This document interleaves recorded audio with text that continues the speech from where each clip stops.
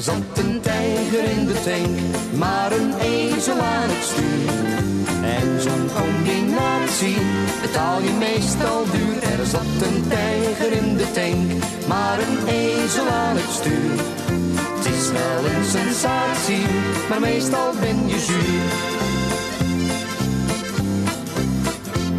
Hij had maar net zijn rijbewijs en nam zijn vaders slee. Brigitte, een echte seksbom, ging maar wat graag met hem mee. Hij vloog met 180 door een hele scherpe bocht. Nou wordt hij dagelijks met Brigitte in het ziekenhuis bezocht. En recht boven zijn bed heeft zijn vader neergezet. Er zat een tijger in de tank, maar een ezel aan het stuur. En zo'n combinatie betaal je meestal duur.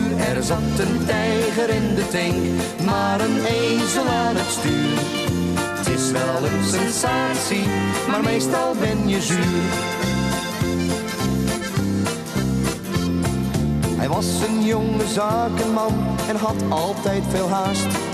Zijn wagen leek soms een raket die door het luchtruim raast.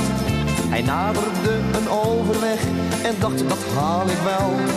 Zijn vrienden brachten hem vandaag een allerlaat vaarwel.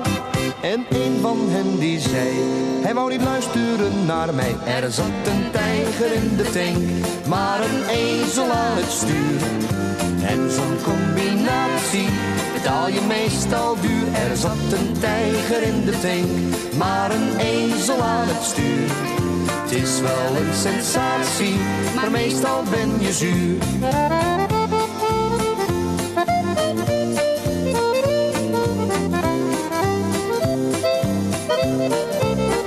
Er zat een tijger in de tank, maar een ezel aan het stuur. Het is wel een sensatie, maar meestal ben je zuur. Het is wel een sensatie, maar meestal ben je zuur.